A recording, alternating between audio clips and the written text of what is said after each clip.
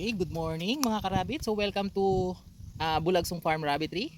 And for today's video, ang tuturo ko po sa inyo ay kung ano po yung pwedeng gawin sa rabbit natin na merong skin disease kagaya ng mangge and other body parasites, no? So, ito po yung model natin. Yan. So, isa-isahin po natin yung mga issue niya, no? So, unang-una kung mapapansin niyo yung tenga niya. Okay? So, ayan, lapit ka. Yan. Yan, close up tayo ha. So kung mapapansin niyo yung tenga niya, iyan. Oh, putok-putok. Meron ng ayan. Yan, kabila, ganun din. Yan. So, ang mapapansin niyo to, ayan, parang meron siyang tigas na part sa paligid ng corners ng tenga niya, yung sides pala, sides, that corners yan. Yan. So ang tawag diyan ay mangge. Tapos kung papansin niyo, so yung ilong ni bunny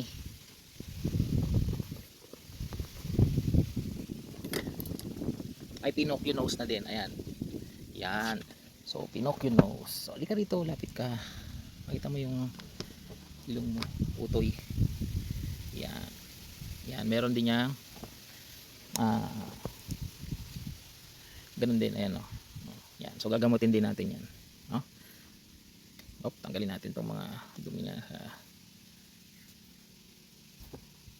Okay? So sa side niya, mapapansin nyo, yan, ito yung mga may problema din dyan. So minsan hindi nyo to nakikita, yung mga ganito sa tenga. Yan, ang napapansin nyo, nakakalbo. Yan. Okay? So ito ang sign na nakakalbo siya. So sample na kita. Tama, suklay natin.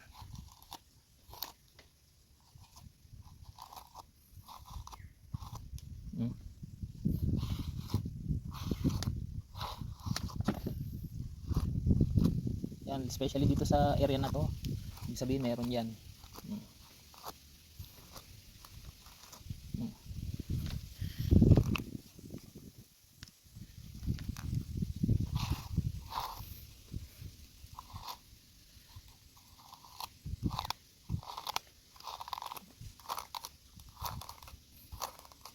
Ano siya, meron mga fur nuts.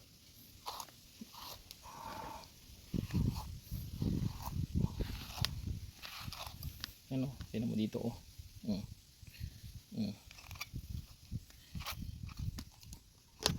Yan, so also pagka ganito 100% meron din yan sa paa. Kasi nag-uumpisa yan sa paa. Ayan oh. Ito yung paa niya, ayan, puti. Yan yung puti na yan sa may kuko. Yan. Yan, puti sa likod na paa. Meron din yan, kabila. Ayan, ganyan din ang kabila niya, ayan oh. Tignan nyo, namumuti yung parang may mga dandruff yung paligid ng kuko nila, no? Yan, ito.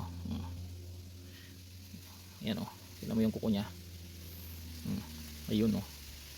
Meron ng extension sa ibabaw. Ito yung kuko niya. Tapos meron ng extension dun sa ibabaw. Ayun. Yan. Okay. So, ang gagamitin natin sa kanya, okay? So, ang lagi naman natin ginagamit, ito yung ivermectin. Ito ay 1:33 kilo. Ayan, makikita nyo dyan. 1:33. Yan. Underskin ito, no? Ito ay underskin. Okay? So, underskin ang pagbibigay ng ivermectin. So, ang ginagamit natin ay 1 ml syringe dahil ito ay may small needle. At konti lang naman ang gagamitin natin sa kanya. So, siya, kung sa 1:33, bibigyan lang natin siya ng, let's say, sabihin natin nasa 3 kilos na, no? Dahil adult naman na to. So, 3 kilos, more than 3 kilos. Bigyan natin ng 0.1, no? 0.1. So, magdagdag lang ako ng kalahati para medyo mataas ng konti. So 0.15 ang kukunin natin.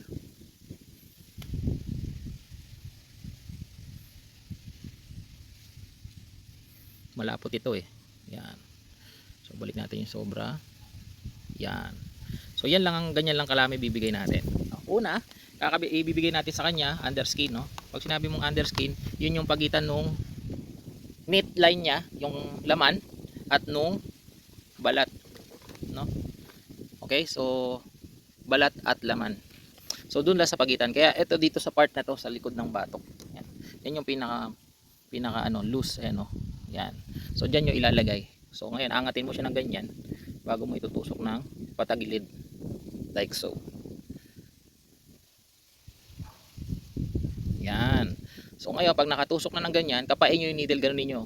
Tingnan nyo kung nasan yung needle nya. O, yan o. So nasa pagitan siya ng skin. Hindi siya pumasok, hindi siya natusok dun sa laman. Okay, dun lang siya. Sa pagitan lang ng skin at laman. O, under skin. Okay, so bigyan na natin. Yan. So yung binigay natin yon, op, konting massage. Yung medicine na yon is good for 1 week, no? So 1 week natin siyang obserbahan. Ang magiging epekto nun, internal issues ng skin niya. Kasi pag meron ka na nito, meron na rin yan internal issue, no? Hindi lang outer yan, pumasok na rin yan. Kasi nga, meron na siya nito nung ganito. Yan, yung nakakalbo. Yan. So hindi kasi lahat na nagkakaroon nito, nakakalbo ka. Ibig sabihin yan, meron na rin siya sa loob ng katawan niya. Kaya naapektuhan pati yung skin, yung balahibo niya. Agaya niyan, ayan oh. Hindi natin nakikita kasi makapal balahibo niya, ayan oh. Ayan, meron siya, ayan oh. Kung hindi niyo nakikita yan sa video, nakakapa ko yan sa kamay ko. Na meron siyang mga sugat or dandruff doon sa loob. Kaya tayo nag-inject, no? Hindi yan nakukuha ng spray kasi mahirapan to mag-absorb ng gamot yung balahibo nila, no? Next, ano naman gagawin natin dito sa mga nasa tenga niya, yung nasa ilong niya, para para mabilis gumaling, no? So kukuha tayo ng gamot. Same.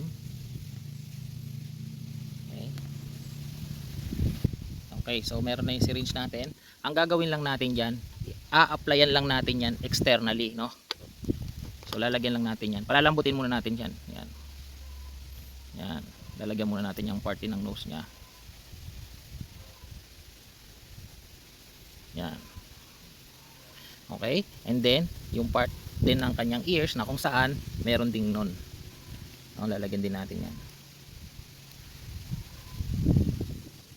Ito kasi oil based to. Kaya magpe-penetrate yan doon sa loob ng skin niya. Sa loob ng balahibo niya. Yan.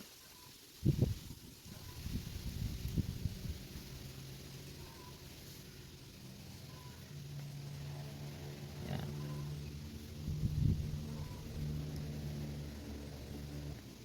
Likod.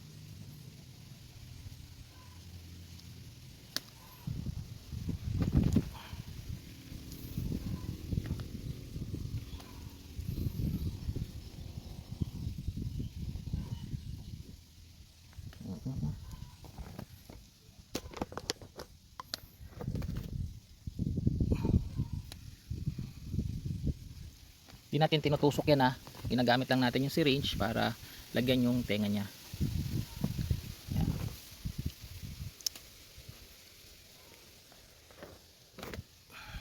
Bahid lang to, babasahin mo lang external. Yan, medyo sensitive yung tenga nila kaya pumapalag agad kahit di naman nasasaktan.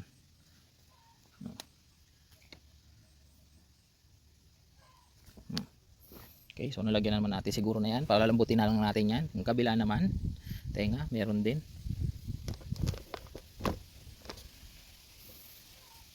Ganun din ang issue ng kabilang tenga.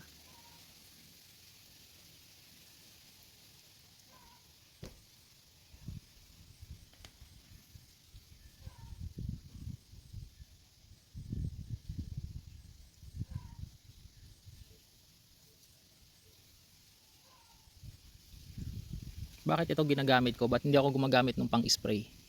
No? May mga tanong, dapat pang-spray lang daw gamitin ko, ganyan ganyan. Kaya ito yung ginagamit ko.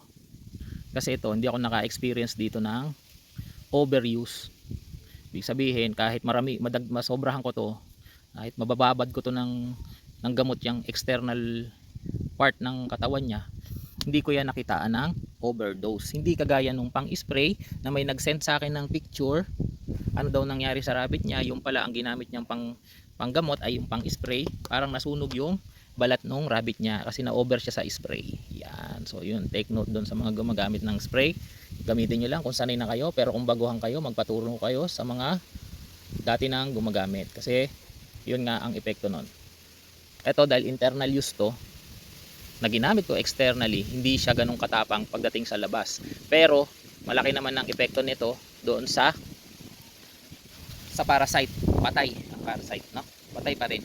Pero sa skin niya, hindi ganoon ka tawag dito, ang reaction, no? Hindi poisonous or hindi masyadong matapang ang reaction ng gamot sa skin, sa outer skin. Okay? Okay, so hintayin lang natin na lumambot. Yan. Yung ganitong procedure, kita nyo, dinidilaan niya yung paa niya. So kahit madilaan niya yan, kahit yung ilong niya, madilaan niya yung gamot, okay lang yan. Subok ko na yan kahit sa buntis, no? Kahit yung buntis, nilagyan ko ng ganito kasi nagkaroon ng mangge during the pregnancy.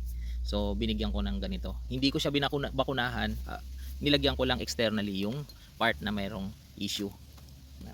So inuulit ko, kaya lang natin to binakunahan kasi nga meron na rin siyang ano sa body, may parasites na rin yan sa loob ng kanyang loob, no, sa internal part. Ito, makikita nyo puro external lang naman. Ngayon to, binigyan din natin ng gamot externally. So hintayin natin yung lumambot. Pag nalambot yan, susungkitin na natin ito para matanggal yung solid part, and then gagamit tayo ng lumang toothbrush. Ito, mas maganda yung hard type, yung wag yung soft. Maganda yung medyo matigas para pag gano'n natin kumalat yung gamot doon sa skin. Okay, so hintayin lang natin, mamaya lalambot na yan. Ayan, so continuation na tayo. Siguro mga 3 minutes na, no? 2 to 3 minutes na yung nakalipas. So itatry na natin tanggalin. Unahin natin yung sa ilong niya. So bigyan mo lang siya ng konting cuddling, no? Yan. Ito, paborito nila yan, eh. Yan, bitawan mo natin yung syringe yan. Massage lang. Yan. Gustong gusto nila. Tingnan mo, nakapikit na yan.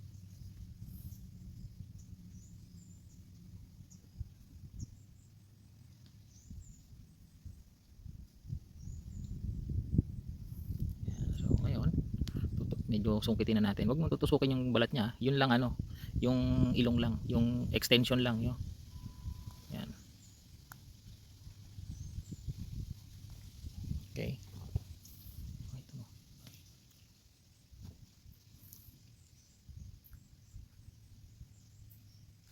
Okay. Gulat siya.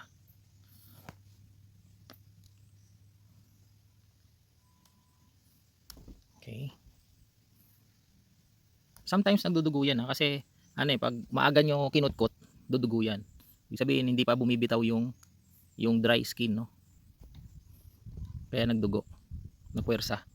Pero okay lang naman yan kung dumugo yan kasi saglit lang yan, magaling na yan. Yan.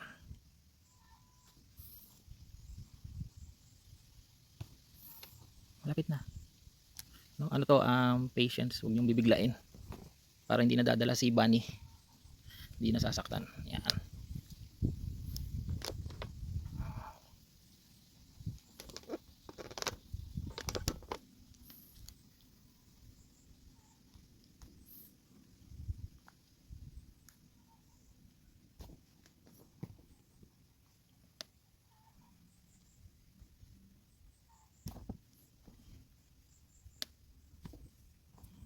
Ay, nalaglag na. Okay. So, yan. Natanggal na natin.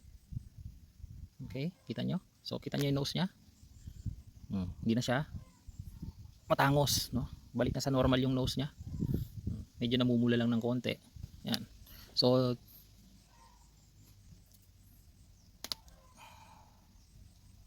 di ba? Nakita nyo yung nose niya? Bumalik na sa dati. Lagyan lang natin siya ng konting lapit. Laging konti pang gamot. Yan. Tapos, ito napapasok yung toothbrush natin, no? Yung toothbrush natin. Yan, dahan-dahan lang. Yan. Makita mo yung ilong mo na bumalik na sa normal.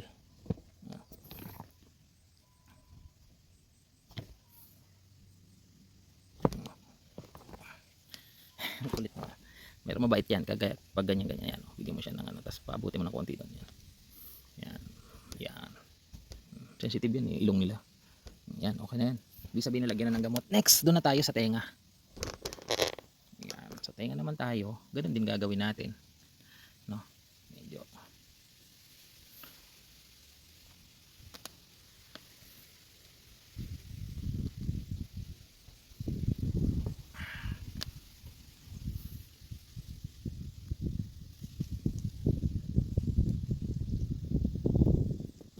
tenga 100% to, mahirap to nang hindi dudugo. Talagang matik to dumudugo yung sa tenga. No? Kasi itong mabilis dumugo to yung corner nung yung dulo ng mga ears yan oh. See, natanggal ko na.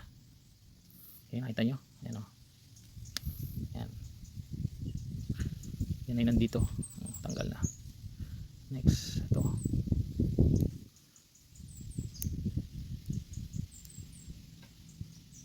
Okay, dito ko lang.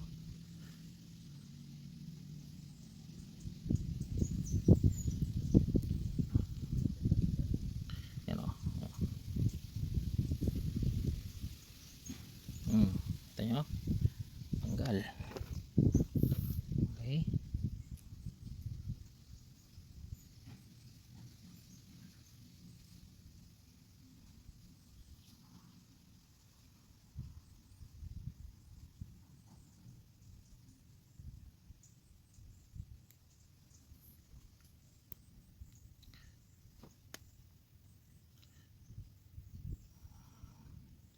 Yan, nakita nyo nagtatalsikan. Yan na yung mga maliliit. Okay, pwede toothbrush.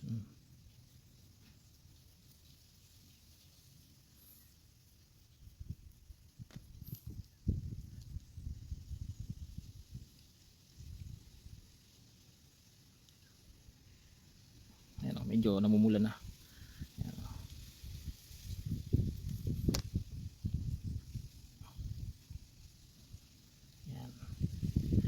Trabaho ng toothbrush para mag-penetrate yung gamot doon sa loob, at the same time matanggal yung mga maliliit na dandruff like na mga nakadikit dyan sa skin nila.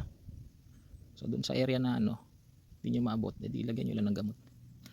Ayos na yan. Yan dito.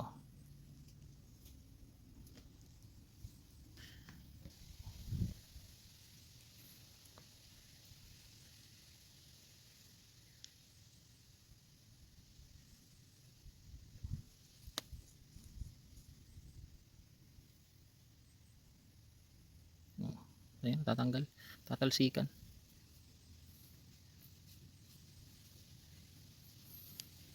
I think okay na tong isang ear nya. Pwede na to.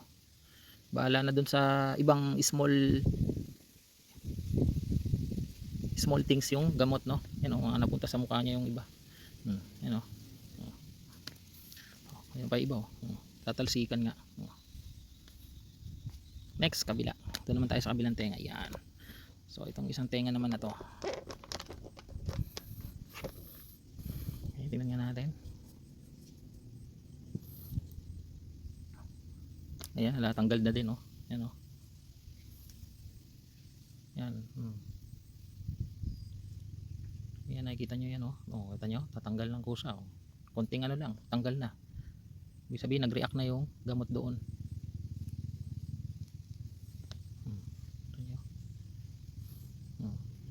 Tanggal na. So dahan-dahan lang. Mamadaliin kasi ganyan talaga eh, no? Yan.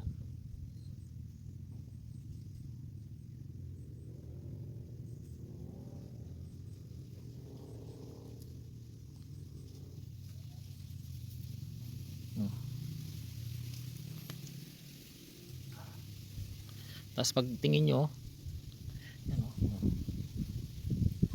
tingin nyo medyo okay na siya, so lagyan nyo lang konting gamot para dun sa mga small problem, small parasite na naiwan, and then ikalat nyo na ng toothbrush. Yan, tutoothbrushin na natin para kumalat.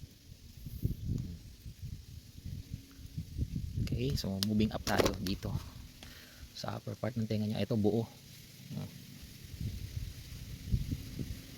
Yan, tanggal. Tinutulungan niya na ako, mga naglilinisan niya na yung paa niya. Mamaya na, ako nang bahala dyan.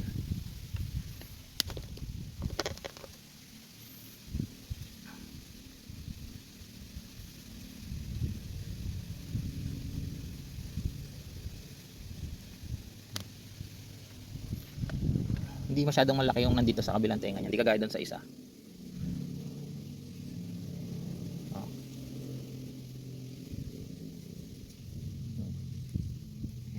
Ayan, natatanggal.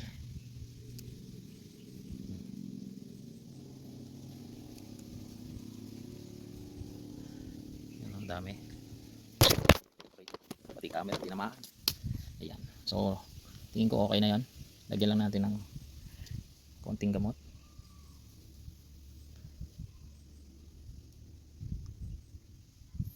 Okay. Then, kalatan natin ng toothbrush. Yan. Effective to. Nako, ano sabi sa inyo? Dami ko ng pasyente niyan dito. Mga dinadala sa akin. Ito, yun nga. Itong rabbit na to, specifically para sa video na to. Hinanda ko talaga itong rabbit na to na hindi ko siya i-groom, hindi ko siya pansinin, pati kulungan niya. Pasensya na po. Kaya lang, syempre, hindi talaga to magkakaroon ng ganito kapag ka hindi siya pababayaan. Yan. So, yun. So, paano tayo? Nasa paa niya. Sigurado to na. Ito yung malaki. 100% to. Tanggal na to. Yan o. Huwag patingin mo yung paa mo. Yan. Ito yan o. Tama.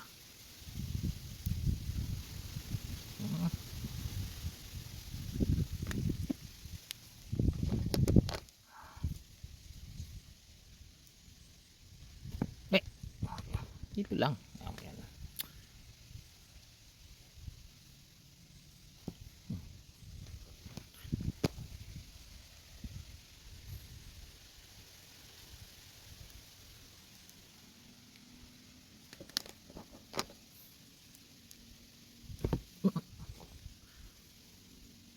Laki kasi nito eh.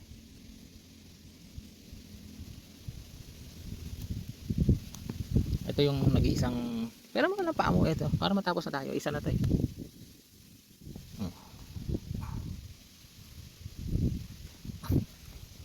Ang kulit pa. Huwag muna hilain.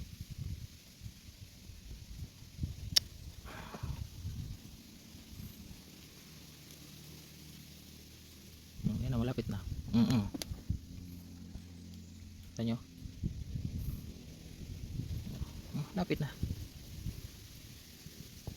Ang kulit. Talaga lang, tanggal na nga eh oh. Ay.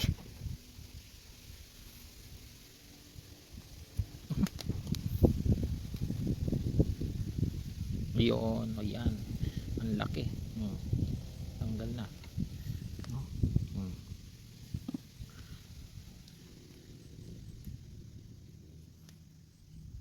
Maliban dyan, maliliit na yung sa ibang paa niya, kay ibang kuko, no? Kaya kaya na ng gamot lang yan, babasahin mo lang yan nung ating injectable ivermectin. So yan, kabilaan paa, patingin.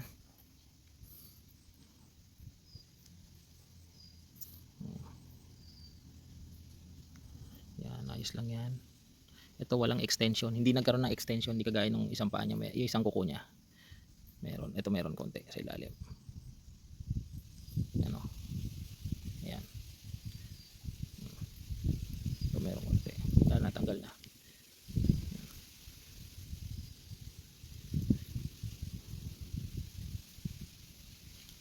Okay. Okay na. O yan, tapos na. That's it. Okay. So yun na po ang ating end of this video. So I hope na doon ka usugaron para makita nila.